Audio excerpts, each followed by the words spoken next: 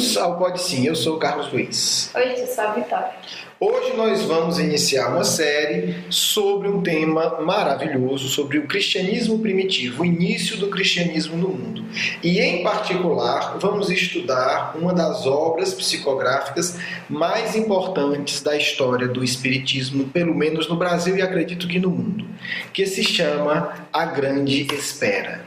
Antes disso, conte pra gente, Vitória, o que é que você mais gostou desse livro? Eu adorei a parte que fala dos essênios, eu gostei da organização deles, gostei da relação entre eles, eu achei muito bonito. É um dos aspectos reveladores da obra, porque a gente tem pouca informação como de fato foi a vida dos essênios, né? Inclusive tem uma discussão meio desatualizada, mas ainda tem, se Jesus foi essênio, se Jesus não foi essênio, por quê? Porque o Evangelho, os ensinos do Cristo são muito parecidos com o ensino dos essênios. E aí algumas pessoas começaram, né, a imaginar que, será que Jesus não foi estudar com os essênios por conta da semelhança dos ensinamentos? Mas a obra deixa isso bem claro e nos próximos programas a gente vai poder explicar isso, né, com muita calma, com muita lógica. Essa relação do Cristo com os essênios. De fato, houve uma relação muito próxima, mas Jesus não foi, né, um estudante essênio, não foi um iniciado essênio. Até porque, como um espírito muito mais evoluído, ele não precisaria disso. O que ocorre é que os essênios também eram evoluídos, por isso tinham ideias parecidas com Cristo. Mas a gente depois vai explicar isso com bem mais calma. Hoje, uma das coisas que eu acho importante a gente falar é mostrar como é que essa obra surgiu, como foi o processo de psicografia dela. Porque é uma obra que traz muitas informações importantes, inclusive do próprio Cristo, né? Como é que foi essa relação, como era a postura do Cristo em relação aos essênios. Tem alguns diálogos muito preciosos, né? Do Cristo, de Jesus de Nazaré, ainda adolescente. A primeira assembleia, né? O primeiro encontro, quer dizer, esse livro ele tem um relato do primeiro encontro do que o Cristo fez com um grupo, né? A primeira assembleia, a primeira pregação, a primeira reunião do Evangelho no mundo, né? Foi de Jesus com os essênios, antes dos apóstolos. E é muito interessante que a obra resgata um pouco do que Jesus falou para eles. E quando eles se encontram, Jesus se encontra lá com Lisandro, né, com eles. É um abraço. Ai, quanto tempo que eu não lhe vejo. Depois nós vamos aprofundar esse encontro, né? Como é que foi. Muito bonito, é muito bonito. Que é uma das passagens, né, mais belas do livro. Agora vamos ver como é que essa obra foi psicografada. Essa obra foi psicografada entre os anos de 1955 e 56. Primeiro, quem é a médium? Corina Novellino é a melhor biógrafa, quer dizer, a pessoa que escreveu o livro mais completo sobre a vida do Eurípides. É uma pessoa que conheceu Eurípides quando Eurípides estava encarnado e foi a continuadora do Eurípides, uma das continuadoras, né? Uma das principais continuadoras. Então, é uma pessoa que de fato tem uma intimidade, né? Uma proximidade, né? Com Eurípides, com a vida dele, viveu em Sacramento, a mesma cidade que Eurípides. E era uma pessoa do convívio do Eurípides, né? Embora tivesse uma diferença de idade, né? Ela fala que ela tem lembranças, né, do Eurípides encarnado ainda, e ela continua o trabalho dele. E o interessante que ela conta é que quando ela começou a psicografar, ocorreu fatos bem interessantes. Um dele é que a tia Amália, que foi a secretária do Eurípides, então estamos falando de pessoas, né, bem próximas de trabalho, de convívio, né, do Eurípides, da família espiritual do Eurípides. Na reunião, né, quando Corina Novellino estava psicografando, a tia Amália achou estranho porque ela que tinha uma evidência muito boa, o fato era esse, ela não conseguia identificar a entidade que estava escrevendo o livro. Ela só via uma mão tocando no ombro da Corina Novellino. E ficou aquela coisa, né? Que coisa estranha, né? Não consigo ver, porque é que o espírito não aparece, né? O que é que está acontecendo? Eu vejo os outros com facilidade. Ficou essa situação. Receberam o primeiro capítulo do livro, né? Que é o início da história do personagem Marcos. E foi interessante que o Chico Xavier, que morava nessa época em Pedro Leopoldo, né, distante de Sacramento, depois ele muda para Uberaba, que é próximo a Sacramento, ele recebe espontaneamente uma mensagem do Emmanuel, né, dizendo, apoiando aquele trabalho, incentivando elas a continuarem a psicografia, que ele também estava, né, assim, dando um apoio espiritual e moral. Eles trocavam cartas, né, o Chico e a Corina? Isso, eram amigos, né? E aí o Emmanuel aproveita e manda uma carta. Eu vou ler aqui só um trecho interessante de como foi. Então, depois disso, eles ficaram mais, digamos assim, né? O medo passou. Né? Porque o medo atrapalha muito o trabalho mediúnico. Então o medo passou. Não. Se o Emmanuel espontaneamente através do Chico, né, disse isso, e o primeiro capítulo não tem nada estranho, tiveram mais disposição, e isso obviamente facilita a recepção, né, do livro. E aí ela fala o seguinte: ante a inesperada da notícia, né, essa notícia do Emmanuel, pusemos-nos a chorar de alegria, sentindo a responsabilidade do compromisso assumido. E é interessante que nesse comunicado o Emmanuel fala que quem está escrevendo o livro é o Eurípides Barçanufo. Eles não tinham visto o Eurípides ainda, né? E o Emmanuel disse: não tenha medo, quem está escrevendo o livro é o Eurípides, e continue. Decorriam os meses, cada vez nos sentíamos mais empolgadas pelo trabalho. Quando surgiram as primeiras páginas que se relacionavam com as estruturas sociais e educativas da vida essênia, no sul da Judéia, o assunto era completamente estranho ao pequeno grupo, e de tal modo envolvíamos na projeção mental do autor espiritual que as paisagens, os locais, as pessoas, tudo tornara-se-nos extremamente familiar. Eu estou lendo um trecho do início do livro, né, do prefácio. Então olha que coisa interessante, quer dizer, eles viam, Eurípides projetava as imagens. E algo mais interessante, Tia Amália habituara-se a solicitar-nos todas as vezes que concluíamos os trabalhos mediúnicos da noite: não leia o capítulo, antes que eu descreva os quadros e cenas que me foram mostrados. As descrições de Tia Amália coincidiam de modo perfeito com as narrativas recebidas por nós. Então, olha que processo interessante, né? Quer dizer, olha a preocupação da espiritualidade superior de criar uma estrutura de trabalho em que todos se sentissem amparados, apoiados e que se evitassem erros. Né? Eurípides começa a escrever, não se identifica. Emmanuel, através do Chico, diz, né, que continue o livro e que o autor espiritual é o Eurípides. Depois, Eurípides, além de psicografar, porque até então a Tia Amália não estava vendo nada, não estava vendo nem o Eurípides. Depois, o Eurípides começa a mostrar para os participantes as cenas do livro. Nossa. Né? E aí você tem um controle de 2 médiuns, pelo menos. Né? Um médium vê, outro médium psicografa. Depois junta as informações.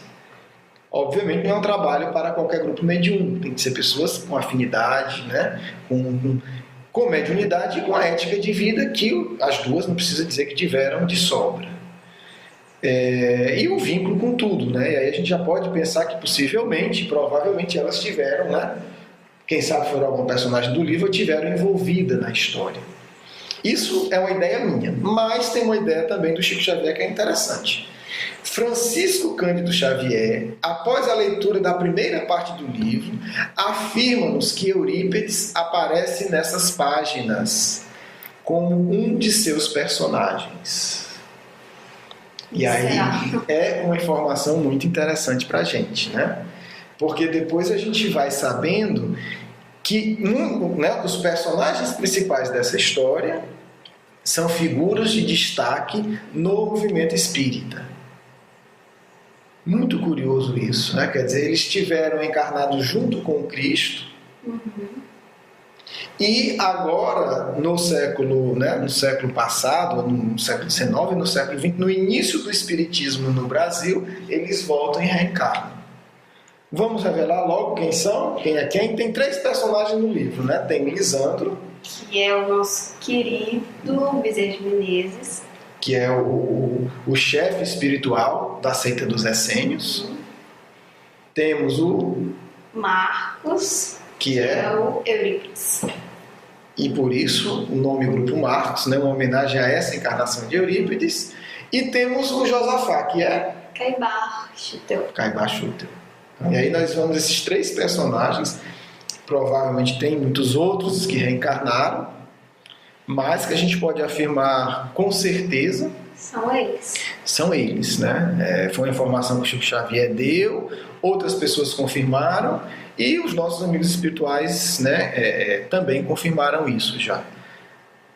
E aí mostra essa relação profunda entre Bezerra e Eurípides. Para quem já leu algum livro sobre Eurípides, ou o livro do Grupo Marcos, meu amigo Eurípides Barçanufo, vai ver que por isso não é à toa que diariamente Bezerra de Menezes psicografava centenas e centenas de receitas mediúnicas pelo Eurípides, quer dizer. Já tinha essa relação de outras vidas, de colaboração entre eles. Há 2000 anos atrás eles já eram espíritos extremamente afins. E curiosamente os essênios trabalhavam com o quê? O grupo do essênio, historicamente, ele é conhecido por 2 práticas muito fortes. A educação que eles tinham, né, uma educação espiritualizadora, e o cuidado com o corpo, né, a saúde. Verdade. Eles atendiam as pessoas do povoado, eles faziam remédios caseiros, remédios de plantas, remédios de ervas, para atender as pessoas. E aí, não estranha, né, Lisandro Bezerra de Menezes vinha por meio de Marcos Eurípides fazer receituário mediúnico. Também não estranha Bezerra de Menezes ter sido médico. E Eurípides ter sido homeopata e só não seguiu a medicina porque queria cuidar da mãe. Então a gente começa a ver que essas afinidades, né, não são por acaso. E aí a gente vai estudar esse livro, essa obra, mostrando passo a passo, trazendo um pouco de algumas pesquisas históricas e principalmente mostrando os bastidores do nascimento do cristianismo. Porque erroneamente a gente tem a ilusão de que só foram os apóstolos que ajudaram na difusão do cristianismo. E segundo esse livro ensina, e faz todo o sentido, o grande grupo que difundiu o cristianismo no primeiro século com Jesus foram os essênios. E o nome do livro revela muito, porque os essênios já sabiam que Jesus iria reencarnar. Eles estavam esperando a grande espera. A espera do Cristo, exatamente. Então ele já tem uma vida de preparação espiritual para que quando a grande estrela, como eles chamavam o Cristo, nascesse no mundo, eles poderem auxiliar na tarefa do Cristo. Isso antes dos apóstolos, antes de Jesus convocar os apóstolos. Antes dele nascer, né? Antes do Cristo nascer, eles já sabiam. Quer dizer, antes do Cristo reencarnar, eles já estavam esperando. Né? E aí a gente vai ver o papel desses 3 personagens, que é muito bonito. Né? Lisandro como preparador do grupo, Josafá, que é o essênio responsável de investigar no mundo conhecido informações sobre a grande estrela, né? E Marcos, o adolescente, né, que vai seguir o Cristo e vai morrer pregando o Evangelho na cidade de Nazaré, onde Jesus nasceu. E isso não é por acaso.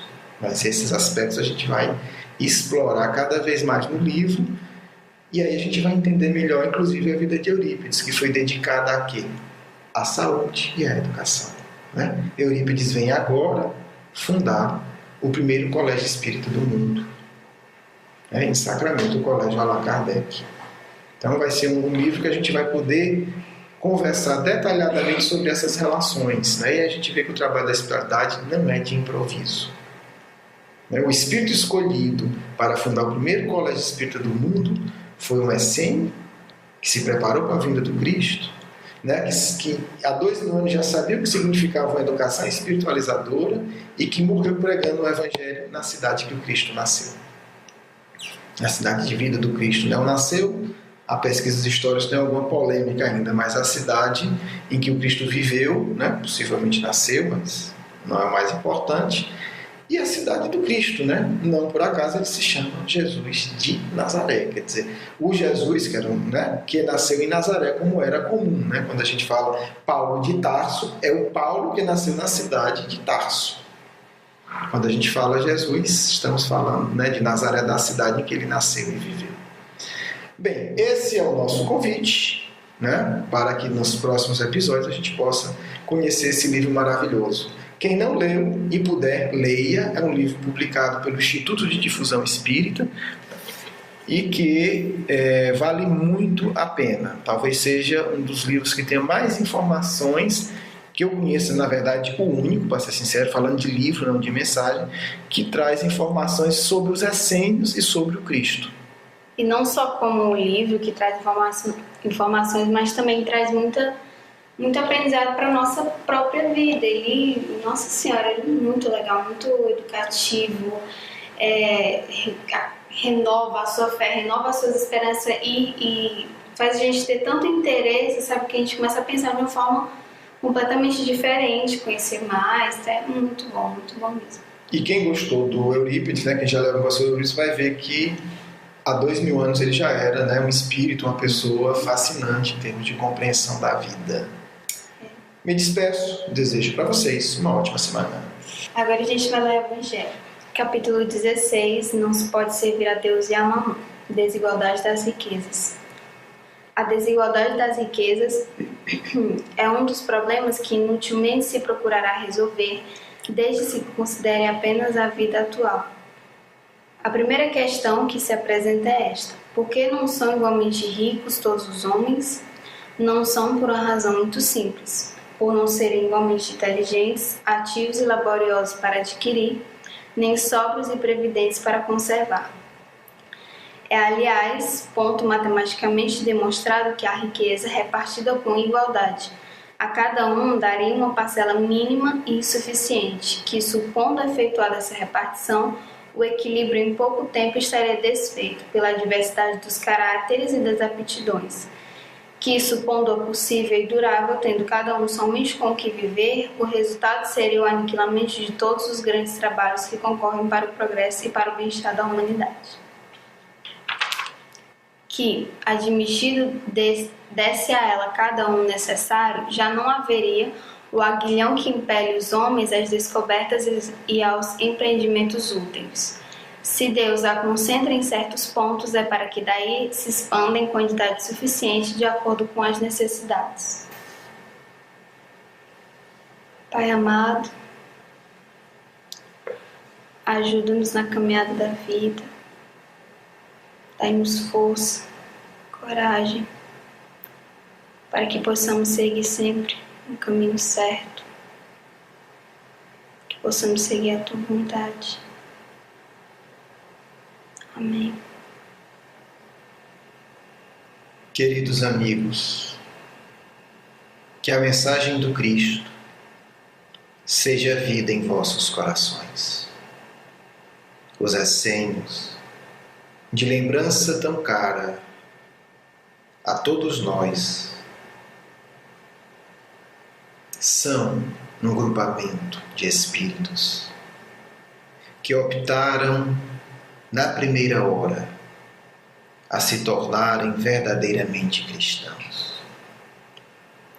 Abdicaram da riqueza do mundo, pois sabiam o valor da verdadeira riqueza espiritual.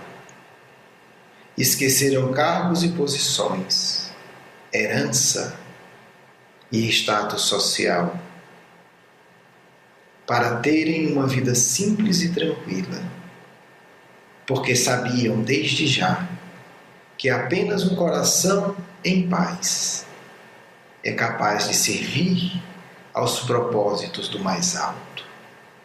A grande estrela esperada por esses corações convocou-os abertamente a servir a humanidade e, com alegria, aceitaram este trabalho que continua até hoje.